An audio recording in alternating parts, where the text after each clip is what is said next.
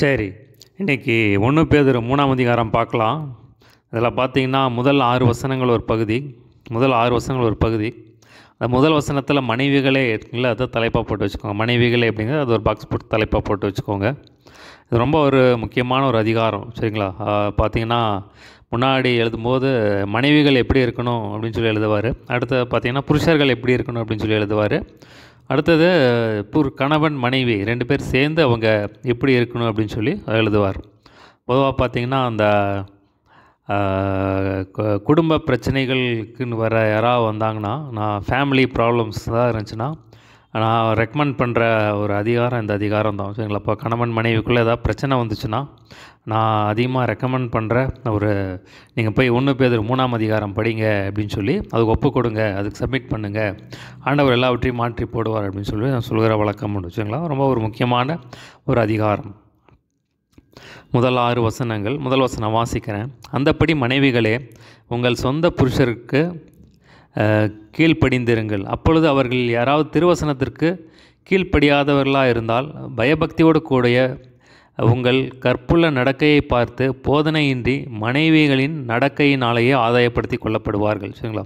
So அந்த இடத்துல சொல்கிறாரு, 2 காரியத்தில் சொல்கிறாரு. ஸோ மனைவிகள் எப்படி இருக்கணும் அப்படின்னு சொல்லி சொல்கிறாரு. ஸோ மனைவிகள் அப்படின்னு சொல்லி நம்ம பொதுவாக பார்த்திங்கன்னா சகோதரரே அப்படிங்கும்போது எல்லாத்துக்கும் அது பொதுவாக எடுத்துக்கலாம். சரிங்களா? அப்போ சகோதரிகளே எல்லாம் பொதுவாக நம்ம எடுத்துக்கலாம். ஆனால் மனைவிகளே அப்படின்னு சொல்லி நம்ம இந்த இடத்துல சொல்லும்போது இதில் எப்படி அப்படின்னா, மனைவிகள் புருஷர்கள்கிட்ட எப்படி நடக்கணும் அப்படின்னு சொல்லி அதான் குறிப்பாக சொல்கிறார். சரிங்களா? அதே மாதிரி புருஷர்களே அப்படின்னு சொல்லும்போது புருஷர்கள் மனைவிகிட்ட எப்படி நடந்துக்கணும் அப்படிங்கிறத சொல்வார். ஸோ அதுதான் அப்போ அந்த கண்ணோட்டத்தில் தான் பார்க்கணும். சரிங்களா? மனைவிகளே அப்படின்னு சொல்லும்போது மனைவிமார்கள் புருஷர்கள்கிட்ட எப்படி நடக்கணும் அப்படின்னு சொல்லி சொல்கிறார். அந்தபடி மனைவிகளே, உங்கள் சொந்த புருஷருக்கு கீழ்ப்படிந்திருங்கள் சொல்கிறார். பார்த்திங்கன்னா புருஷருக்கு கீழ்ப்படிந்திருங்க அப்படின்னு சொல்லி சொல்கிறார். ஸோ பார்த்திங்கன்னா நிறையா பெண்களுக்கு இது ஒரு கஷ்டமான காரியமாக இருக்குது. சரிங்களா? இப்போது கீழ்ப்படிதல் அப்படின்னாலே ஒரு அடிமைத்தனம் அப்படின்னு சொல்லி அவங்க நினச்சிக்கிறாங்க. சரிங்களா? அப்போது ஒருத்தர் விட்டு கொடுத்து போகிறது அப்போ தான் ஃபேமிலி நல்லா இருக்கும். இல்லைன்னா இன்றைக்கி பார்த்திங்கன்னா அநேக பிரச்சனைகள் குடும்பத்துக்குள்ளே தான் நம்ம பார்க்க முடியும். ஏன்னா வேதத்தில் நம்ம பார்க்குறோம், தேவன் இணைச்சது கணவன் மனைவி இணைச்சது தேவன் தான். சரிங்களா? நம்ம சாத்தானுக்கு தெரியும், கணவன் மனைவி அவங்க 2 பேர் ஒருமனப்பட்டுட்டாங்கன்னா, கணவன் மனைவி ஒருமனப்பட்டாங்கன்னா அவங்க உலகத்தை அசைச்சிடலாம். சரிங்களா? கணவன் மனைவி ஒருமனப்பட்டாங்கன்னா உலகத்தை அசைச்சிடலாம். அவங்களுக்கு தெரியும், சாத்தானுக்கு தெரியும். அதனால தான் இந்த குடும்பத்துக்குள்ளே கணவன் மனைவிக்குள்ளே நிறைய பிரிவுகளை கொண்டு வருகிறாங்க. இப்போ பார்த்திங்கன்னா நிறைய டைவர்ஸ் காரியங்களும் இந்த குடும்பத்துக்குள்ளே கொண்டு பிரச்சனைகளை கொண்டு டைவர்ஸில் கொண்டு நிறுத்திடுறாங்க. சரிங்களா? பார்த்திங்கன்னா ஒன்றுமே இல்லாத காரியமாக இருக்கும், ஒன்றுமே இல்லாத குப்பை காரியமாக இருக்கும், அது டைவர்ஸில் நிற்கும் பாருங்கள். சரிங்களா? ஸோ சாத்தான் அந்தளவுக்கு ரொம்ப தந்திரமாக செய்கிறோம். அப்போ நம்ம வேதத்தின் மூலமாக நம்ம ஒப்பு கொடுக்கும்போது பார்த்திங்கன்னா நம்ம குடும்பம் கட்டப்பட்டு நம்ம ஒரு ஜெயமுள்ள வாழ்க்கை வாழ முடியும். சரிங்களா? சொந்த புருஷருக்கு கீழ் நிறைய பெண்கள் பார்த்திங்கன்னா இன்றைக்கி புருஷரை தவிர மற்ற எல்லாருக்கும் கீழ்ப்படிவாங்க. மற்ற எல்லாரும் சொல்கிறத கேட்பாங்க. புருஷன் சொல்கிறத கேட்க மாட்டாங்க, மற்ற எல்லாரும் சொல்கிறத கேட்பாங்க. சரிங்களா? இந்த மாதிரி நிறைய பெண்கள் நான் பார்த்துருக்கேன். ஸோ நீங்கள் அப்போ நீங்கள் அப்படியா இருக்காதீங்க அப்படின்னு சொல்லி சொல்கிறார். அப்பொழுது அவர்களில் யாராவது திருவசனத்திற்கு கீழ்ப்படியாதவங்க பயபக்தியோடு கூட உங்கள் கற்புள்ள நடக்கையை பார்த்து போதனையின்றி மனைவிகளின் நடக்கையினாலேயும் ஆதாயப்படுத்தி கொள்ளப்படுவார்கள். ஸோ அந்த இடத்துல சொல்கிறாரு, நீங்கள் ஒருவேளை புருஷன் சரியில்லாமல் நடக்கிறாங்க அப்படின்னா பார்த்தீங்கன்னா நீங்கள் போய் அவங்களை அட்வைஸ் பண்ணிகிட்டு இருக்காதீங்க அப்படின்னு சொல்லி சொல்கிறார். நீங்கள் அட்வைஸ் பண்ணாதீங்க, உங்கள் நடக்கையை உங்களுடைய நல்ல நடக்கையை பார்த்தே அவங்க என்ன பண்ணுறாங்க, நீங்கள் அவங்களுக்கு போதனையே பண்ண வேண்டாம், போதனையின்றி உங்களுடைய நடக்கையை பார்த்தே அவங்க ஈஸியாக கர்த்தருக்குள்ளே வந்துடுவாங்க அப்படின்னு சொல்லி சொல்கிறார். பார்த்திங்கன்னா பொதுவாக மனைவிகள் புருஷர்களுக்கு அட்வைஸ் பண்ணுறது யாருமே விரும்ப மாட்டாங்க. சரிங்களா? வேதமும் அது நீங்கள் அப்படி செய்யாதீங்க அப்படின்னு தான் சொல்லுது. சரிங்களா? அப்போ அதுதான் இந்த இடத்துல சொல்கிறார். அப்போது நீங்கள் இதுக்கு ஒப்பு கொடுக்கணும். ஆண்டவரே, நம்ம புருஷனுக்கு கீழ்ப்படுகிறேன்னு சொல்லி அதுக்கு நீங்கள் ஒப்பு கொடுக்கணும். உங்கள் நடக்கை உங்கள் நடக்கை அந்த மாதிரியை பார்த்து தான் புருஷர்கள் மாறுவாங்க அப்படின்னு சொல்லி இந்த இடத்துல சொல்கிறார். இன்னும் பார்த்திங்கன்னா புருஷனோட போய் சண்டை போடுற மாதிரி எகிரிட்டு போனீங்கன்னா பார்த்திங்கன்னா குடும்பம் உடஞ்சி போயிடும். சரிங்களா? அது குடும்பம் கட்டப்பட முடியாது.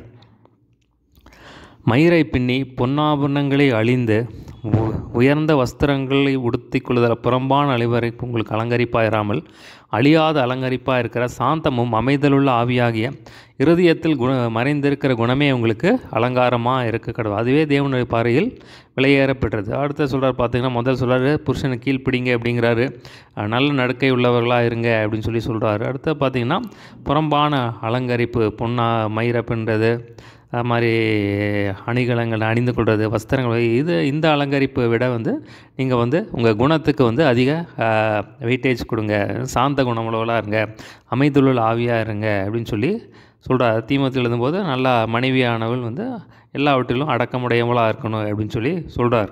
பார்த்திங்கன்னா இந்த இருதயத்தில் மறைந்திருக்கிற குணமே உங்களுக்கு அலங்காரமாக இருக்கும். அப்போ இப்படிப்பட்ட குணத்தை நீங்கள் அணிஞ்சு கொள்ளுங்க, அதுவே தேவனுடைய பார்வையில் விலையேற பெற்றது. சரிங்களா? இப்போ பார்த்திங்கன்னா அன்புக்கு மயங்காதவங்க யாருமே கிடையாது. ஸோ அன்பை பார்த்திங்கன்னா பார்த்திங்கன்னா எல்லாரையும் அட்ராக்ட் பண்ணும் பாருங்கள். ஸோ அப்போ நீங்கள் நல்ல குணசாலியாக இருக்கணும், குணவதியாக இருக்கணும் அப்படின்னு சொல்கிறார்.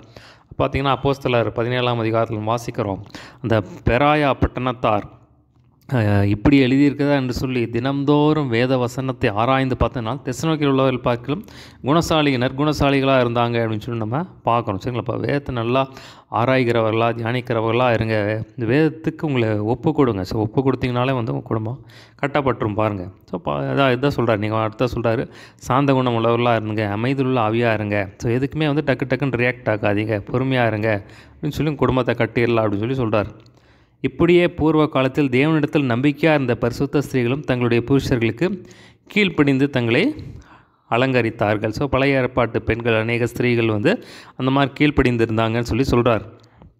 அந்தப்படி சாராள் ஆபிரகாமை ஆண்டவன் என்று சொல்லி அவனுக்கு கீழ்ப்படிந்திருந்தால் நீங்கள் நன்மை செய்து ஒரு ஆபத்துக்கும் பயப்படாதேன்னு அவளுக்கு பிள்ளைகளாக இருப்பீர்கள். ஸோ பார்த்திங்கன்னா சாராள் ஆபிரகாமுக்கு ஆண்டவனேன்னு சொல்லி கீழ்ப்படிந்திருந்தாள். அதனால் பார்த்திங்கன்னா நீங்கள் அந்த மாதிரி புருஷனுக்கு கீழ்ப்படிஞ்சிங்கன்னா அவளுக்கு பிள்ளைகளாக இருப்பீங்க அப்படின்னு சொல்கிறாரு. பார்த்திங்கன்னா நீங்கள் அந்த மாதிரி கீழ்ப்படியும் போது ஒரு ஆவிக்குரிய ஆசீர்வாதம் உங்களுக்கு வரும் அப்படின்னு அதுதான் அந்த இடத்துல சொல்கிறார். ஸோ பொதுவாக பார்த்திங்கன்னா எந்த ஒரு பிரச்சனை அப்படின்னாலும் நீங்கள் ஃபாஸ்ட்டாக ரியாக்ட் பண்ணக்கூடாது. சரிங்களா? எந்த ஒரு பிரச்சனை சிலர்லாம் பார்த்திங்கன்னா நான் பார்த்துருக்கேன், என்ன ஒரு பிரச்சனைனாலும் ஃபோன் பண்ணி ஒன்றா அவங்க அம்மா வீட்டுக்கு சொல்கிறது, அவங்க வீட்டார்கிட்ட சொல்கிறது, இல்லைனா பார்த்திங்கன்னா க்ளோஸ் ஃப்ரெண்ட்ஸுக்கிட்ட போய் சொல்கிறது. சரிங்களா? அப்போ இது ஒரு தவறான பழக்கம் பாருங்கள்.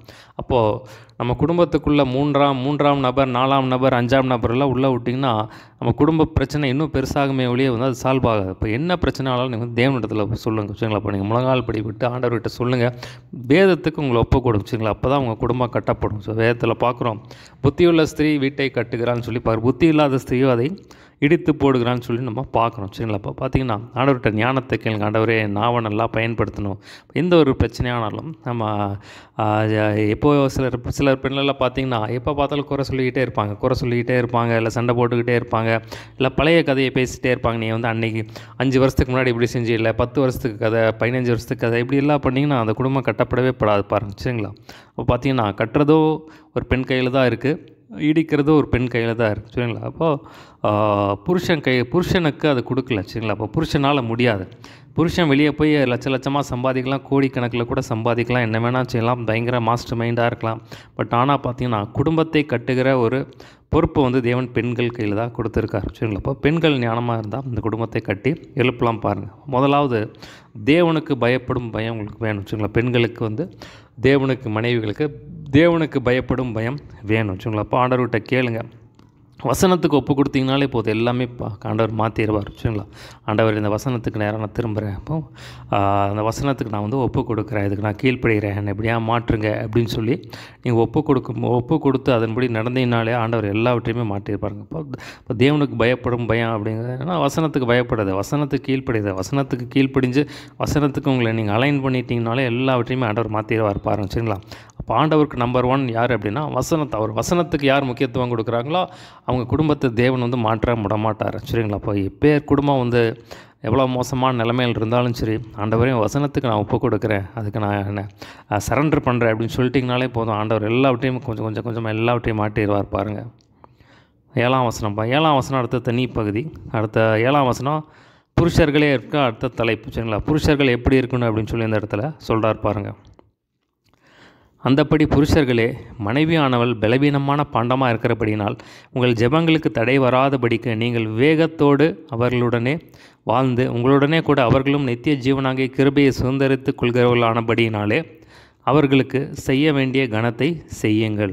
சில புருஷர்கள் சொல்கிறார். இப்போ புருஷர்களையும் போது மனைவிகளை வந்து எப்படி நடத்தணும் அப்படின்னு சொல்லி சொல்கிறார். சரிங்களா? இப்போ சொல்லும்போது அநேக காரியங்களை புருஷர்கள் பற்றி நம்ம பார்க்க முடியும்.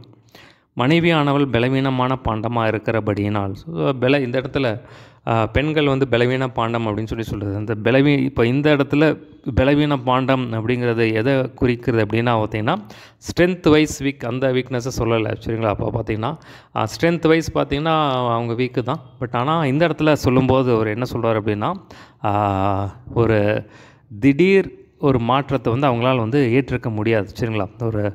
உங்களுக்கு ஒரு உதாரணத்தை சொல்கிறேன் நான். இப்போ பார்த்திங்கன்னா குடும்பத்தில் அவங்க பொண்ணுக்கு வந்து சிக்காயிட்டாங்க, ஒரு காய்ச்சல் வந்துருச்சுன்னு வச்சுக்கோங்க. பையனுக்கோ பொண்ணுக்கோ காய்ச்சல் வந்துச்சுன்னா ரொம்ப பதறது யார்? நம்ம வீட்டிலே நமக்கு எல்லாம் தெரியும். அப்போ அம்மாக்கள் தான் ரொம்ப பதறுவாங்க. ஐயோ நம்ம பெருசான மாதிரி வந்து அவங்களால வந்து அதை தாங்கிக் கொள்ள முடியாது.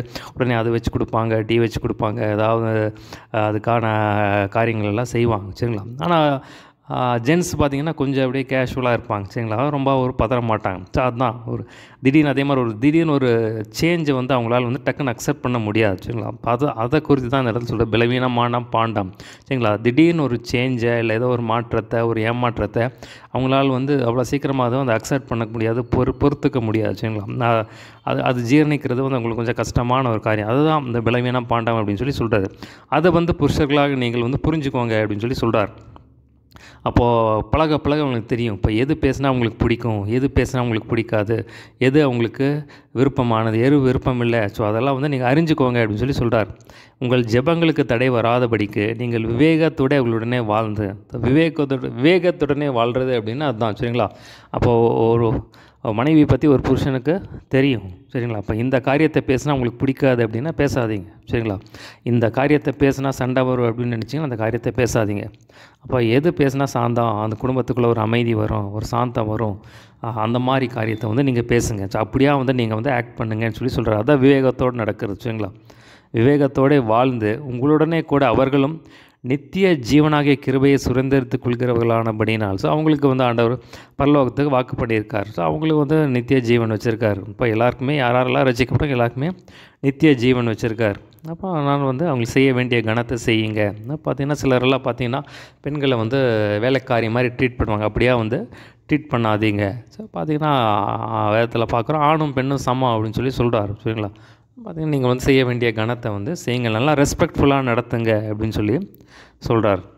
இன்னும் புருஷர்கள் சொல்லும்போது சொல்கிறாரு, புருஷர்களை மனைவி இடத்துல அன்பு கூறுங்கள், கசந்து கொள்ளாதிருங்கன்னு சொல்லி சொல்கிறார். அதே மாதிரி பார்த்திங்கன்னா புருஷர்கள் வந்து மனைவி இடத்துல கோபமும் தர்க்கம் இல்லாமல் பரிசுத்தமான கைகளை உயர்த்தி எல்லா இடத்துலையும் ஜெபம் பண்ணுங்க அப்படின்னு சொல்லி சொல்கிறார். அப்போ இன்றைக்கி நான் அதை தான் செஞ்சுக்கிட்டு இருக்கேன். நான் மனைவிக்காக நான் இந்த காரியங்கள்லாம் வச்சு ஜெபம் பண்ணது உண்டு. எனக்காகவும் நான் இதெல்லாம் வச்சு ஜெபம் பண்ணுவேன். ஆண்டவரே, நான் வந்து மனைவியை இன்னும் அதிகமாக நேசிக்க கிருபை செய்யுங்க. நான் வந்து கோபம் இன்றைக்கி ஆரம்ப நாட்களில் நானும் மனைவிகிட்ட வந்து சண்டை போட்டுட்டு இருந்தேன். நான் பேசினா நானும் திருப்பி பேசுவேன். ஆனால் போக போக அதெல்லாம் பார்த்திங்கன்னா வசனத்தை சொல்லி ஆண்டை நான் விட்டுருவேன். அப்படியே ஸ்டாப் பண்ணி ஏதாவது பிரச்சனை வர மாதிரி இருந்துச்சு அப்படின்னா டக்குன்னு எல்லாத்தையும் ஸ்டாப் பண்ணிடுவேன் பாருங்கள். ஸோ அதான் அப்போ தான் வந்து ஒரு அமைதி வரும். பார்த்துக்கலாம், நீயா நானா, குடும்பத்துக்குள்ளே வந்து நீயா நானாங்கிறது வரவே கூடாது. அந்த ஈகோ மட்டும் வரவே கூடாது பாருங்கள். சரிங்களா? விட்டு கொடுத்து போங்க. விட்டு கொடுக்க போகிறனால ஒன்றும் ஆக போகிறதில்ல. சரிங்களா? நம்ம குடும்பம் தான் கட்டப்படும். சார் நம்ம குடும்பம் நல்லா இருக்கணும். அதனால் வந்து விட்டு கொடுத்து போங்க, தவறே கிடையாது. அதெல்லாம் இதில் வந்து நான் வந்து இது பண்ணிட்டேன் அதெல்லாம் வந்து நம்ம பார்க்க வேண்டியதில்லை. சரிங்களா? ஆண்டவர்கிட்ட விட்டுருங்க. சரிங்களா? ஆண்டவர்கிட்ட விட்டுருங்க. நம்மளால் எதுவுமே பண்ண முடியாது, நம்மளால் எதுவுமே மாற்ற முடியாது. சரிங்களா? எல்லாமே ஆண்டவர்கிட்ட கொடுங்க. ஆண்டவர் அதை செய்யட்டும். சரிங்களா? நான் ஒரு மனைவி போய் புருஷனை மாற்ற முடியாது, ஒரு புருஷன் போய் மனைவியை மாற்ற முடியாது. உங்கள் முயற்சிகள் வந்து வீணாயிரும். சரிங்களா? இப்போ கர்த்தர் கையில் விட்டுருங்க. கர்த்தர் அதை டீல் பண்ணும்போது அதை வந்து சூப்பராக அவர் டீல் பண்ணிடுவார். சரிங்களா? ஆண்டவரே நீங்கள் பார்த்துக்கோங்கன்னு சொல்லிவிட்டு வசனத்துக்கு உங்களை அலைன் பண்ணிட்டீங்கனாலே போதும். சரிங்களா? அதுதான் ரொம்ப முக்கியம். சரிங்களா?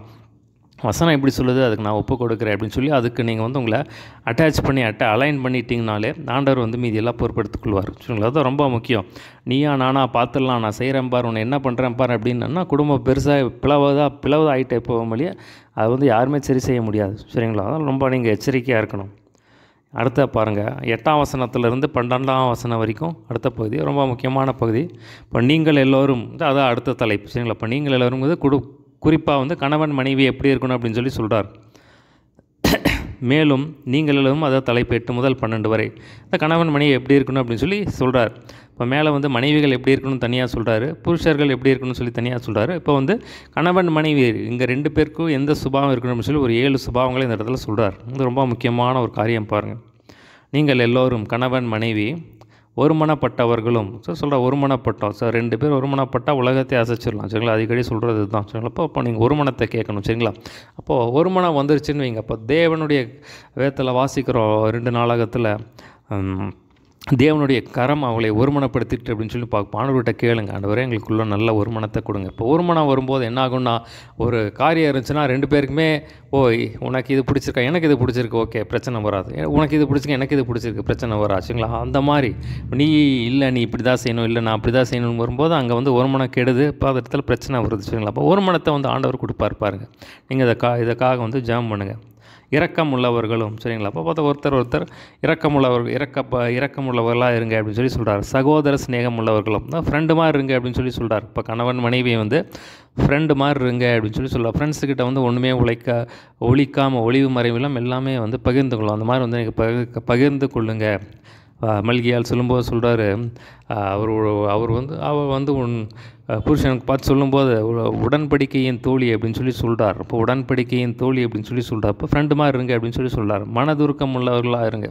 ஒருத்தருக்கு பலவீனம் வந்துச்சுன்னா, ஒருத்தருக்கு வியாதி வந்துச்சுன்னா ஒருத்தருக்கு ஒருத்தர் உதவி செய்யுங்க. அவங்களுக்கு என்ன இது தேவையோ அதில் வந்து உதவி செய்யுங்க அப்படின்னு சொல்லி சொல்கிறார். இணக்கம் உள்ளவர்களாக இருந்து, இணக்கம் உள்ளவர்கள் அப்படின்னா பார்த்தீங்கன்னா ஒருத்தர் விட்டு கொடுத்து போகிறது, சரிங்களா? இப்போது எல்லோரும் பார்த்தீங்கன்னா நான் பிடிச்ச முயலுக்கு 3 கால்னு சொல்லி எப்படியே நிற்பாங்க. நான் சொல்கிறது தான் சரி அப்படின்னு சொல்லி அப்படியா வந்து இருக்காதீங்க. ஒருத்தர் விட்டு கொடுத்து போவாங்க, சரி அப்படி தானே? அது ரொம்ப ஒரு முக்கியமான ஒரு காரியம். விட்டு கொடுத்து போகிற, சரிங்களா? விட்டு கொடுத்து போனீங்கனாலே உங்களுக்கு எல்லாமே சரியாயிடும், சரிங்களா? விட்டு கொடுத்து போனீங்கனாலே எல்லாம் சரியாயிடும். அடுத்த பாருங்கள், 2 காரியத்தை இந்த 5 காரியத்தை செய்யணும்னு சொல்லி சொல்கிறாரு. இந்த அடுத்த 2 காரியத்தை செய்யக்கூடாதுன்னு சொல்லி சொல்கிறார். தீமைக்கு தீமையும் உதாசனத்துக்கு உதாசனத்தையும், சரிங்களா? அப்போ அது தீமைக்கு தீமை செய்யாதீங்க அப்படின்னு சொல்லி சொல்கிறார். நீ இப்படி செஞ்சிட்டியா, நான் உனக்கு செய்கிறேன் பார், நான் அப்படி திருப்பி செய்கிறேன் பார் அப்படின்னு சொல்லி தீமைக்கு தீமை செய்கிறது. இப்போ கணவன் மனைவிக்குள்ளே ஒருத்தருக்கு ஒருத்தர் வந்து பிரிஞ்சுட்டு சண்டை போட்டுக்கிட்டு இருந்தீங்கன்னா அது ஒன்றுமே இதாகாது, சரிங்களா? அப்போ யாரோ ஒருத்தர் அமைதியாக போயிடணும் பாருங்க, சரிங்களா? இது சொல்கிறாரு. உதாசனத்துக்கு உதாசனத்தையும், சரிங்களா? பார்த்தீங்கன்னா நிறைய ஃபேமிலியில் நம்ம பார்க்க முடியும். இந்த மாதிரி பண்ணிட்டியா பார்த்தீங்கன்னா அது வந்து மனசில் வச்சுக்குவாங்க. ஒருத்தர் பார்த்தீங்கன்னா உதாசனப்படுத்தியிருப்பாங்க, அது மனசுலேயே வச்சுக்குவாங்க.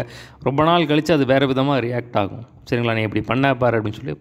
இது வந்து குடும்பத்தில் அதிகமாக நடக்கிற காரியங்கள். ஆனால் தேவனுடைய பிள்ளைகள் நாம் வந்து அப்படி இருக்கக்கூடாது, சரிங்களா? இப்போ சொல்லப்பட்ட காரியங்கள் எல்லாமே வந்து எல்லாருமே இப்படி இருக்க மாட்டாங்க, சரிங்களா? அப்போ எத்தனை வருஷம் ஆனாலும் சரி அந்த மாதிரி வந்து பார்க்குறது ரொம்ப கஷ்டம். அப்போ யாரெல்லாம் வந்து இந்த வசனத்தை வச்சு ஜெபம் பண்ணி ஆண்டவரே இதுக்கு நான் ஒப்பு கொடுக்குறேன்னு சொல்லும்போது ஆண்டவர் அப்படியே நல்லா மாற்றிடுவார் பாருங்க, சரிங்களா? அப்போ பார்த்திங்கன்னா நம்ம ஒரு கிறிஸ்தவ குடும்பத்துக்குள்ளே தேவன் வந்து அதுக்குள்ளே ஒரு சமாதானத்தை தேவன் வேதத்தில் பார்க்குறோம். அவர் கலகத்துக்கு தேவனாக இல்லை, சமாதானத்தின் தேவனாக இருக்கிறார். வேதத்தில் பார்க்குறோம். நலங்கத்திற்குள்ளே சமாதானம், அரண்மனைக்குள்ளே சுகம் உண்டுன்னு சொல்லியிருக்கார். மனைவி வீட்டோர்கள் கணித்தரும் திராட்சைக்குடியாக இருக்கும். பார்த்திங்கன்னா ஒரு ஆசீர்வதிக்க தேவன் வந்து ஒரு ஆசீர்வதித்த ஒரு வீடு அப்படி தான் இருக்கும், சரிங்களா? அங்கே பார்த்திங்கன்னா சந்தோஷம் இருக்கும், சமாதானம் இருக்கும், ஒரு மகிழ்ச்சி இருக்கும், தேவனுடைய பிரசன்னம் இருக்கும். அதுதான் வந்து தேவன் விரும்புகிறார். ஆனால் இன்றைக்கி சாத்தான் உள்ளே வந்து பூந்து எல்லா குடும்பத்தையும் கெடுத்து வச்சுருக்கா பாருங்க. இப்போ நம்ம இடம் கொடுத்தா தான் இடம் குடிப்பான், சரிங்களா? நம்ம சாத்தானுக்கு இடம் கொடுத்தா தான் இடம் குடிப்பான். அப்போ நீங்கள் என்ன பண்ணணும்? வசனத்துக்கு உங்களை அலைன் பண்ணிடணும். ஆண்டவரே இந்த வசனத்துக்கு நான் என்னை ஒப்புக் கொடுக்குறேன், அந்த வசனத்தின்படி நடக்க என்னை ஒப்புக் கொடுக்குறேன், எனக்கு உதவி செய்யுங்க அப்படின்னு சொல்லி ஆண்டவர் எல்லாம் செஞ்சிருவார் பாருங்க, சரிங்களா? வசனத்துக்கு நீங்கள் அலைன் பண்ணிட்டீங்கனாலே குடும்பத்தை ஆண்டவர் கட்ட ஆரம்பிச்சிருவார், சரிங்களா? கொஞ்சம் டைம் எடுக்கும். ஆனால் அதை பாருங்கள், உதாசனத்துக்கு சரி கட்டாமல் அதற்கு பதிலாக நீங்கள் ஆசீர்வாதத்தை சுதந்திரித்துக் கொள்ளும்படி அழைக்கப்பட்டவர்கள் என்று அறிந்து ஆசீர்வதியுங்கள், சரிங்களா? சொல்கிறார். அப்போ பார்த்தீங்கன்னா ஒருத்தர் தேவன் ஆசீர்வதிக்க தான் விரும்புகிறார். அப்போ கணவன் மனைவியை ஆசீர்வதிக்கணும், மனைவி கணவனை ஆசீர்வதிக்கணும், சரிங்களா? அதான் சொல்கிறார். ஜீவனை விரும்பி நல்ல நாட்களை காண வேண்டும் என்று பொல்லாப்புக்கு தன் நாவையும் கபடத்துக்கு தன் உதடுகளையும் விலக்கி காத்து பொல்லாப்பை விட்டு நீங்கி நன்மை செய்து சமாதானத்தை தேடி அதை பின்தொடர கடவன். கர்த்தருடைய கண்கள் நீதிமான்கள் மேல் நோக்கமாக இருக்கிறது, அவருடைய செவிகள் அவர்கள் வேண்டுதலுக்கு கவனமாக இருக்கிறது. தீமை செய்கிறவர்களுக்கோ கர்த்தருடைய முகம் விரோதமாக இருக்குது, சரிங்களா? இந்த 10ஆம் வசனத்துலேருந்து 12ஆம் வசனம் வரைக்கும் எங்கே இருக்குது அப்படின்னா சங்கீதம் 34 12 முதல் 16 வரை பக்கத்தில் போட்டு வச்சுக்கோங்க, சரிங்களா? இப்போ சொல்கிறார் பாருங்கள், இப்போ நான் சொல்கிற காரியங்கள் வந்து அநேக குடும்பங்களுக்கு சூட் ஆகாது. அந்த அந்த கேரக்டர்ஸ் எல்லாம் இருக்காது. அப்போ நீங்கள் ஆண்டவரிடத்தில் நெருங்க நெருங்க நெருங்க தான் வந்து ஆண்டவர் கொஞ்சம் கொஞ்சமாக மாற்றுவார். இந்த சுபாவங்கள் எல்லாம் உங்களுக்குள்ளே வைப்பார். சரிங்களா? ஒரு மனம், சகோதர சிநேகம், இரக்கம், இணக்கம், இந்த மாதிரி வந்து நேசிக்கிறது, இந்த காரியங்கள் எல்லாம் வந்து தேவன் உங்களுக்குள்ளே இப்போ ஆண்டவரே சரி பண்ணுவார். வேதத்தில் பார்க்குறோம், கர்த்தர் வீட்டை கட்டாராகில் அதை கட்டுகள்னு பிரயாசம் வருதா. சரிங்களா? இப்போ ஆண்டவர் உள்ளே வரணும். ஆண்டவர் தேவ வசனத்துக்கு ஒப்பு கொடுத்தா தான் ஆண்டவர் உள்ள வந்து கிரியை செய்ய முடியும். சரிங்களா? இப்போ நீங்களாம் முயற்சி பண்ணிங்கன்னா அது எதுவுமே எல்லாம் ஃபெயிலியர் தான் ஆகும். சரிங்களா? எதுவுமே செய்ய முடியாது. அப்படி சொல்லுங்க பாருங்கள், ஜீவனை விரும்பி நல்ல நாட்களை காண வேண்டும் என்று இருக்கிறவன் பொல்லாப்புக்கு தன் நாவையும் சொல்கிறார். 3 காரியத்தை சொல்கிறார். நீங்கள் வந்து நல்ல நாட்களாக பார்க்கணும், நல்லா என் குடும்பம் நல்லா செழித்து வரணும், ஆசீர்வாதமாக இருக்கணும் அப்படின்னு நீங்கள் நினச்சிங்கன்னா ஃபஸ்ட்டு சொல்கிறார், உன் நாவை காத்துக்கோ. சரிங்களா? அது பார்த்தீங்களா? இது ரொம்ப முக்கியமான ஒரு காரியம் நாவு. நாவுனால தான் பிரச்சனையே. சரிங்களா? அப்போ நாவை அடக்கிட்டோம்னா, இப்போ சாந்த குணம் இருந்துச்சுன்னா நாவை அடக்கிடலாம். சரிங்களா? சாந்த குணம் இல்லைன்னா நம்ம பாட்டுக்கு ஒருத்தர் சண்டை போட்டுக்கிட்டு குடும்பம் பிரிஞ்சு இந்த மாதிரி தான் கிடக்கும். அதனால் பிள்ளைகளும் ரொம்ப பாதிக்கப்படுவாங்க. சரிங்களா? இந்த மாதிரி நான் கண்ணால் நிறைய குடும்பங்களை பார்த்துருக்கேன். நீங்கள் யாரோ ஒருத்தர் அதில் குடும்பத்தில் வந்து யாரோ ஒருத்தர் கண்டிப்பாக கணவனோ மனைவியோ யாரோ ஒருத்தர் கொஞ்சம் இதெல்லாம் சரியாகிறது கொஞ்சம் டைம் எடுக்கும். சரிங்களா? நீங்கள் இன்றைக்கி ஜெபம் பண்ணிவிட்டு நாளைக்கு வந்து எதிர்பார்க்க முடியாது. சரிங்களா? அப்போ விதைக்கிற மாதிரி நீங்கள் விதைக்கிறீங்க. இல்லைப்போ பார்த்தீங்கன்னா முதலாவது நீங்கள் வந்து நாவை காத்துக்கணும். சரிங்களா? நாவை காத்துக்கிட்டு ஆண்டவரே குடும்பத்தை கட்டுங்க, இந்த காரியத்தை நான் ஒப்பு கொடுக்குறேன் அப்படின்னு சொல்லி நீங்கள் ஜெபம் பண்ணிகிட்டே இருக்க ஆண்டவர் எல்லாவற்றையுமே சரி பண்ணிடுவாங்க. பாருங்கள், ஃபஸ்ட்டு வந்து நாவை வந்து கண்ட்ரோல் பண்ணுங்கள். நாவை ஒருத்தர் சவுண்ட் விடும்போது இன்னொருத்தர் அமைதியாக இருந்துட்டாலே வந்து முக்கால்வாசி பிரச்சனை சால்வ் ஆயிரும். சரிங்களா? அப்போ நாவை வந்து காத்துக்கோ அப்படின்னு சொல்லி சொல்கிறார். கபடத்துக்கு உன் உதடுகளையும் விலக்கி காத்து பொல்லாப்பை விட்டு நீங்கி நன்மை செய்து நன்மை செய் அப்படின்னு சொல்லி சொல்கிறார். நாவை காத்துக்கோ, நன்மை செய். அடுத்தது சமாதானத்தை தேட தொடர்ந்துக்கோ அப்படின்னு சொல்லி. அடுத்தது சமாதானம். எது பேசாமல் இருந்தால் சமாதானம் வருதா, பேசாமல் இருந்துரு. எது பண்ணால் சமாதானம் வருதோ அது சமாதானத்தை கொண்டு வர நீ முயற்சி பண்ணு அப்படின்னு சொல்லி மீதியெல்லாம் வந்து ஆண்டவர்கிட்ட விட்டுருங்க. வச்சுக்கலாம். இப்போ நீங்களாக பார்த்து எதுவுமே வந்து செய்ய முடியாது. கணவன் மனைவியை மாற்ற முடியாது, மனைவி கணவனை மாற்ற முடியாது. கர்த்தர் வந்து தான் மாற்ற முடியும். கர்த்தர் இடத்துல ஒப்பு கொடுத்தா தான் கர்த்தர் செய்வார். சரிங்களா? அது ரொம்ப முக்கியமான ஒரு காரியம். பாருங்கள், இப்போ நீங்களாக முயற்சி பண்ணி நீங்களாக உங்கள் சொந்த காரியத்தில் ஏதாவது ஒரு புதுசாக ட்ரை பண்ணி ஸ்டெப் எடுத்திங்கன்னா அதெல்லாம் பார்த்தீங்கன்னா ஃபெயிலியர் ஆயிரும். சரிங்களா? அப்போது தேவசனத்தின்படி ஆண்டவரே நீங்கள் பொறுப்பெடுத்துக்கொள்ளுங்க, நீங்கள் செய்யுங்க, நீங்கள் கிரியை செய்யுங்கன்னு சொல்லும்போது ஆண்டவர் கிரியை செய்வார். சரிங்களா? கர்த்தருடைய கண்கள் நீதிமான்கள் மேல் நோக்கமாக இருக்கிற அவருடைய செவிகள் அவர்கள் வேண்டுதலுக்கு கவனமாக இருக்க. தீமை செய்கிறவர்களுக்கு கர்த்தருடைய முகம் விரோதமாக இருக்குது. சரிங்களா? இதுக்கு மேலே மிஞ்சி போச்சுன்னா ஆண்டவர்கிட்ட விட்டுருங்க. சரிங்களா? எல்லாமே ஆண்டவர்கிட்ட விட்டுருங்க, ஆண்டவர் பார்த்துக்கொள்வார். சரிங்களா? அப்போ எல்லா கோணங்களையும் ஆண்டவர் சரி செய்வார். சரிங்களா? அப்போ இன்றைக்கி பிரிந்திருக்கிற குடும்பங்கள் எல்லாவற்றையும் ஆண்டவர் வந்து கட்டி எழுப்பார். சரி, இந்த வசனத்தை கேட்டு இந்த வசனத்துக்கு ஒப்பு கொடுங்க. எப்பேற்பட்ட குடும்பம் இருந்தாலும் சரி, எவ்வளவு மோசமாக டைவர்ஸ் ஆகிற நிலைமையில் இருந்தாலும் சரி, எல்லாவற்றையும் கட்டி எழுப்பிடுவார். சரிங்களா? அப்போ தேவனால் முடியாது ஒன்றுமே இல்லை. சரிங்களாப்பா? இதெல்லாம் வந்து தேவனுக்கு லேசான காரியம். ஆனால் கொஞ்சம் நீங்கள் வெயிட் பண்ணணும். சரிங்களா? அப்போ பொறுமையாக தான் போகணும். சிலர்லாம் பொறுமையாக இருந்து வெயிட் பண்ணி ஆண்டவரே நீங்கள் செய்யுங்கன்னு சொல்லி வசனத்துக்கு உங்கள் அலைன் பண்ணி வசனத்துக்கு உங்களை ஒப்பு கொடுத்துருங்க. ஆண்டவர் எல்லாவற்றையுமே சூப்பராக மாற்றிடுவார். சரிங்களா? நிச்சயமாக கர்த்தர் உங்களை கட்டி எழுப்பார். பாருங்கள், அடுத்த பகுதி பாருங்கள். 13 முதல் 17 வரை அடுத்த பகுதி. 14வது வசனத்தை தலைப்பாக போட்டு வச்சுக்கோங்க. நீதியின் நிமித்தமாக நீங்கள் பாடுபட்டால் பாக்கியவான்களாக இருப்பீர்கள் தான் தலைப்பு. சரிங்களா? 13 முதல் 17 வரை அடுத்த பகுதி. 13ஆம் வசனம். நீங்கள் நன்மையை பின்பற்றுவீர்களானால் உங்களுக்கு தீமை செய்கிறவன் யார்? நீதியின் நிமித்தமாக நீங்கள் பாடுபட்டால் பாக்கியவான்களாக இருப்பீர்கள். அவர்களுடைய பயமுறுத்தலுக்கு நீங்கள் பயப்படாமலும் கலங்காமலும் இருந்து கர்த்தராகிய தேவனை உங்கள் இருதயங்களில் பரிசுத்தம் பண்ணுங்கள் சொல்கிறாரு. நீங்கள் நன்மையை செஞ்சீங்கன்னா உங்களுக்கு யார் தீமை செய்வான் அப்படின்னு சொல்லி சொல்கிறார். நீதி நிமித்தமாக பாடுபட்டால் பாக்கியவான்களாக இருப்பீர்கள். இப்போ நீங்கள் நல்லது செய்கிறீங்க, ஆனால் நீங்கள் அது நிமித்தம் ஆனால் உபத்திரவத்தை அனுபவிக்கிறீங்கன்னா நீங்கள் பாக்கியவான்கள்னு சொல்லி சொல்கிறார். அவர்களுடைய பயமுறுத்தலுக்கு நீங்கள் பயப்படாமல் கலங்கலாமல் இருந்து தேவனை பரிசுத்தப்படுத்துங்க அப்படின்னு சொல்லி சொல்கிறார். பார்த்திங்கன்னா யாருக்குமே நீங்கள் வந்து பயப்பட வேணாம். இப்போ தேவனுக்கு பயப்பட்டால் போகும். சரிங்களா? இப்போ பார்த்திங்கன்னா தேவையில்லாமல் மனுஷர்களுக்கு நம்ம பயப்பட வேண்டியதில்லை அப்படின்னு சொல்லி சொல்கிறார். உங்களில் இருக்கிற நம்பிக்கையை குறித்து உங்களிடத்தில் விசாரித்து கேட்கிற யாவருக்கும் சாந்தத்தோடும் வணக்கத்தோடும் உத்தரவு சொல்ல எப்போதும் ஆயத்தமாக இருங்கள். சரிங்களா? சிலரில் நீங்கள் வந்து ரட்சிக்கப்பட்டிருப்பீங்க, மற்ற மார்க்கத்திலேருந்து வந்திருப்பீங்க. சரிங்களா? அப்போ பார்த்தீங்கன்னா அவங்க கேட்பாங்க, ஏன் இந்த மாதிரி வந்தீங்க அப்படின்னு சொல்லி அவங்க அதை வந்து நீங்கள் வந்து பொறுமையாக பதில் சொல்லுங்கள் அப்படின்னு சொல்லி சொல்கிறாரு. கேட்பாங்க, திடீர்னு ஏன்ப்பா இங்கேருந்து விட்டுட்டு அங்கே போயிட்டேன், என்ன நடந்துச்சு அப்படின்னு சொல்லி கேட்பாங்க. அப்போ அவங்களுக்கு வந்து நீங்கள் வந்து பொறுமையாக சொல்லுங்கள், உங்கள் ரட்சிப்பு எப்படி ரட்சிக்கப்பட்டீங்க, ரட்சிப்பு வந்து அவங்களுக்கு புரியாது. அப்போ நீங்கள் எப்படி ரட்சிக்கப்பட்டீங்க அதை சொல்லுங்கள். இப்போ உங்களுக்குள்ள இப்போ இயேசு கிறிஸ்துவை பற்றி உங்கள் நம்பிக்கை என்ன, அந்த காரியத்தை சொல்லுங்கள். அப்போ உங்கள் சாட்சியை நீங்கள் சொல்லுங்கள். இல்லை உங்களுக்கு என்ன அழைப்பு வச்சுருக்கான்னு சொல்லி இப்போ அந்த காரியத்தை வந்து நீங்கள் சுவிசேஷத்தை சொல்லலாம். வச்சுங்களா? அப்போ அவங்களுக்கு என்ன தேவையோ அதை வந்து நீங்கள் வந்து பொறுமையாக வந்து அவங்களுக்கு விளக்கி சொல்லுங்கள், அதுக்கு ஆயத்தமாக இருங்க அப்படின்னு சொல்லி சொல்கிறார். கிறிஸ்துவுக்கு ஏற்ற உங்கள் நல் நடக்கையை தூசிக்கிறவர்கள் உங்களை அக்கிரமக்காரர் என்று உங்களுக்கு விரோதமாக சொல்லுகிற விஷயத்தில் வெட்கப்படும்படிக்கு நல் மனசாட்சி உடையவர்களாக இருங்க. பார்த்தீங்கன்னா நீங்கள் வந்து உங்கள் நல் நடக்கையை நீங்கள் வந்து நல் மனசாட்சி உடையவர்களாக இருங்க. உங்கள் அக்கிரமத்தை எல்லாம் விட்டுட்டு நல் மனசாட்சி அதை வந்து பார்த்து அவங்க வந்து பிரமைப்படையட்டும் அப்படின்னு சொல்லி சொல்கிறார்.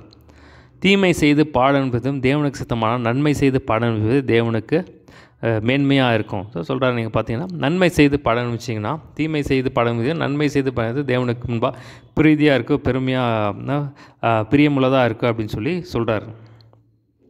அடுத்த பாருங்கள், 18 முதல் 22 வரை அடுத்த பகுதி. அந்த 18ஆம் வசனத்தை தலைப்பாக போட்டுக்கலாம். ஏனெனில் கிறிஸ்துவும் நம்மை தேவனிடத்தில் சேர்க்கும்படி அநீதி உள்ளவர்களுக்கு பதிலாக நீதி உள்ளவராய் பாவங்கள் நிமித்தம் ஒரு தரம் பாடுபட்டார். ஸோ அதான் தலைப்பு. சரிங்களா? சொல்கிறார் பாருங்கள், ஏனெனில் கிறிஸ்துவும் நம்மை தேவனிடத்தில் சேர்க்கும்படி அநீதி உள்ளவருக்கு பதிலாக நீதி உள்ளவராய் பாவங்கள் நிமித்தம் ஒரு தரம் பாடுபட்டார். ஸோ பார்த்தீங்கன்னா பாவிகளுக்காக இயேசு கிறிஸ்து மரித்தார்.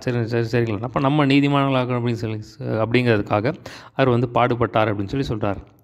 அவர் மாம்சத்திலே கொலையுண்டு ஆவியிலே உயிர்ப்பிக்கப்பட்டார். ஸோ அவர் வந்து சிலுவையில் மரித்தாலும் ஆவியினால் உயிர்ப்பிக்கப்பட்டார்னு சொல்லி சொல்கிறார். அந்த ஆவியிலே அவர் போய் காவலில் உள்ள ஆவிகளுக்கு பிரசங்கித்தார்.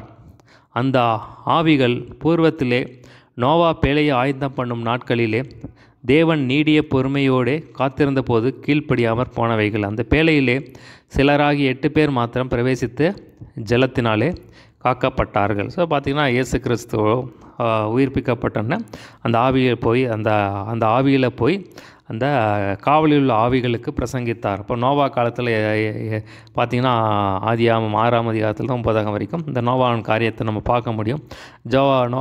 நோவா அவனுடைய மனைவி 3 மகன்கள் மருமக்கள் 8 பேர் மட்டும் காக்கப்பட்டாங்க. பார்த்திங்கன்னா மற்றவங்களெல்லாம் வந்து அந்த ஜலப்பிரளயம் வந்து அழித்து போட்டது. பார்த்திங்கன்னா அப்போ அவங்கெல்லாம் செத்து போயிட்டாங்க. அந்த ஆவிகளுக்கு போய் அவங்க வந்து பிரிசனில் இருக்காங்க. சரிங்களா?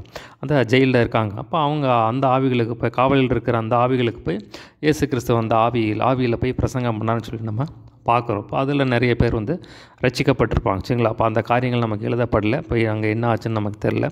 பார்த்திங்கன்னா அந்த ஆவிகள் பார்த்திங்கன்னா நோவாவின் காலத்தில் நோவா பேழையை கட்டும்போது டெய்லி போய் பிரசங்கம் பண்ணுறார். நோவா பேழையை கட்டிட்டு வந்து நீங்கள் வந்து மனம் திரும்புங்க அப்படின்னு சொல்லி பிரசங்கம் பண்ணுறதை நம்ம பார்க்குறோம். அது 2 பேதுரு 2ஆம் அதிகாரம் 5ஆம் அதிகாரத்தில் வந்து பூர்வ காலத்தையும் தப்ப விடாமல் நீதியை பிரசங்கித்தவனாக நோவா முதலான 8 பேர் முதலாய் நீதியை பிரசங்கித்தவனாகிய நோவா அப்படின்னு சொல்லி நம்ம பார்க்குறோம். அப்போது வந்து நீங்கள் மனம் திரும்புங்கன்னு வந்து அவர் வந்து பிரசங்கம் பண்ணிகிட்டே இருந்தால், ஆனால் ஒருத்தருமே கீழ்ப்படியில். அதனால் பார்த்தீங்கன்னா நோவாவையும் அந்த 8 பேர் மட்டும் தேவன் வந்து காப்பாற்றினார். கீழ்ப்படியாத ஆவிகள்னு சொல்லி நம்ம கீழ்ப்படியாத போன அந்த ஆத்துமாக்கள்னு சொல்லி சொல்கிறார். அந்த பேழையிலே சிலராகிய 8 பேர் மாத்திரம் பிரவேசித்து ஜலத்தினால் காக்கப்பட்டார்கள் சொல்கிறார். கீழே பாருங்கள், அதற்கு ஒப்பனையான ஞானஸ்தானமானது மாம்ச அழுக்கை நீக்குதலாக இராமல் தேவனை பற்றும் நல் மனசாட்சியின் உடன்படிக்கையாக இருந்த இப்போது நம்மையும் இயேசு கிறிஸ்துவனுடைய உயிர்த்தெழுதலில் ரட்சிக்கிறது. ஸோ இந்த இடத்துல சொல்கிறாரு, அதுக்கு ஒப்பனையான ஞானஸ்தானம். அப்போ எதற்கு ஒப்பனையாக இருக்குது? அப்போ எப்படி இப்போ ஞானஸ்தானமானது மாம்ச அழுக்கை நீக்குதலாக தேவனை பற்றும் நல் மனசாட்சியின் உடன்படிக்கையாக இருக்குது அப்படின்னு சொல்லி சொல்கிறார். இப்போ பார்த்திங்கன்னா எப்படி அந்த நோவா காலத்தில் வந்து அந்த ஜலப்பிரத்தில் வந்து அந்த மாம்சத்தின் ஜனங்கள் அந்த கெட்டவங்கள்லாம் வந்து கீழ்ப்படியாதவங்கள்லாம் வந்து அழிஞ்சு போயிட்டாங்களோ, அதே மாதிரி பார்த்திங்கன்னா அதுக்கு ஒப்பனையாக ஞானஸ்தானம் எடுக்கும்போது என்ன ஆகுதுன்னா, அதில் நம்முடைய கெட்ட மனசாட்சி, அந்த கெட்ட மனசாட்சி போய் அந்த தேவனை பற்றும் அந்த கெட்ட மனசாட்சியெல்லாம் அந்த தண்ணியில் அடிச்சிட்டு போகிற மாதிரி அடிச்சிட்டு போயிட்டு அந்த நல் மனசாட்சி தேவனை பற்றும் நல் மனசாட்சி வந்து நமக்கு உண்டாகிறது. அந்த நல் மனசாட்சியின் உடன்படிக்கை நமக்குள்ளே உண்டாகுது அப்படின்னு சொல்கிறார். இப்பொழுது நம்மையும் இயேசு கிறிஸ்துவோட உயிர்த்தெழுதல் ரட்சிக்கிறது. இப்போ இயேசு கிறிஸ்து எப்படி உயிர்த்தெழுந்தாரோ அந்த மாதிரி வந்து அந்த காரியம் வந்து இந்த ஞானஸ்தானம் மூலமாக நமக்கு நடக்குது. அந்த கெட்ட மனசாட்சி போய் நல் மனசாட்சி வருது. அப்போ பார்த்திங்கன்னா பாவம், உலகம், அந்த பழைய காரியங்கள் எல்லாம் போய் தேவனுடைய சிந்தை நமக்குள்ளே வருகிறது. தேவனை பின்பற்றுகிற அந்த காரியம் நமக்குள்ளே வருது அப்படின்னு சொல்கிறார். இந்த ரோமர் 6:14 வாசிக்கிறோம். நாம் நியாயப்பிரமாணத்திற்கு கீழ்ப்பட்டாமல் கிருபைக்கு கீழ்ப்பட்டிருக்கிறபடினால் பாவம் நம்மை மேற்கொள்ள மாட்டாது அப்படின்னு சொல்லி பார்க்குறோம். இந்த பவுல் தான் எழுதுகிறாரு கலாத்தியர் 2:20 கிறிஸ்துவுடனே கூட சிலுவையில் அறையப்பட்டேன், ஆகிலும் பிழைத்திருக்கிறேன், நான் இல்லை அவரே என்னில் பிழைத்திருக்கிறார் அப்படின்னு சொல்கிறார். சரிங்களா? பாருங்கள், அவர் பரலோகத்திற்கு போய் தேவனுடைய வலது பார்சலில் இருக்கிறார். தேவதூதர்கள் அதிகாரங்களும் வல்லமைகளும் அவர்களுக்கு கீழ்ப்பட்டிருக்கிறது. சரிங்களா? பார்த்தீங்கன்னா இயேசு கிறிஸ்து இப்போ எங்கே இருக்காருன்னா பரலோகத்தில் தேவனுடைய வலது பார்சல் இருக்கிறார். தேவதூதர்கள் அதிகாரம் வல்லமையெல்லாம் அவருக்கு கீழ்ப்பட்டிருக்கு. எல்லாமே அவர் கீழே தான் இருக்குது. எல்லாமே அவர் கீழே தான் இருக்குது அப்படின்னு சொல்கிறார். சரிங்களா? இப்போ அதில் என்ன பார்த்தோம் அப்படின்னா மனைவிகள் எப்படி இருக்கணும் அப்படின்னு நம்ம பார்த்தோம். புருஷர்கள் எப்படி இருக்கணும் அப்படின்னு பார்த்தோம். இப்போ 2 பேரும் எப்படி இருக்கணும் அப்படின்னு அந்த காரியத்தை பார்த்தோம். நீதி நிமித்தம் வந்து பாடுபட்டால் பாக்கியவான்களாக இருப்பீங்கன்னு அந்த காரியத்தை பார்த்தோம். பார்த்திங்கன்னா ஞானஸ்தானமானது தேவனை பற்றும் நல் மனசாட்சியின் உடன்படிக்கையாக இருந்து நம்மை வந்து ரட்சிக்கிறது அப்படின்னு அந்த காரியத்தை நம்ம பார்த்தோம். சரிங்களா? ஒரு சின்ன ஜெபம் பண்ணி முடிச்சிடலாம். ஏசப்பான எங்களோட பேசின வார்த்தைக்காய் நன்றி ஆண்டவரே. குடும்பத்தை பற்றி நேர் சொல்லின காரியங்களுக்காய் அதுக்கு எங்களை ஒப்பு கொடுக்குற ஆண்டவரே. இப்போ ஒரு பிரிந்திருக்கிற குடும்பங்கள், பிளவுபட்டிருக்கிற குடும்பங்கள் இயேசு நாமத்தில் ஒன்றாகட்டும் ஆண்டவரே. இதுக்கு முன்னாடி கிரியை செய்கிற சத்துவின் கிரியைகள் எல்லாம் அழிக்கப்படட்டும் ஆண்டவரே. கர்த்தர் வீட்டை கட்டாளர்கள் கட்டுகள் பிரயாசம் விருதான்னு சொன்னீரே, குடும்பத்தை கட்டி எழுப்பீராப்பா. நீர் பொறுப்பெடுத்துக்களும் வழி நடத்தும் ஆண்டவரே. இன்னும் இடத்துல கிட்டி சேர்க்கிற விஷயம் அந்த நாம் மாத்திரம் மையப்பட்டு சொல்லப்பட்ட வசனங்கள் 100 பழுகி பெருகு பலன் கொடுக்கணும். அந்த நாம் மாத்திரம் மையப்பட்டோம். இயேசு நாமத்தில் எல்லாவற்றும் கேட்குறோம் ஜீவன் நல்ல பிதாவே. ஆமென்.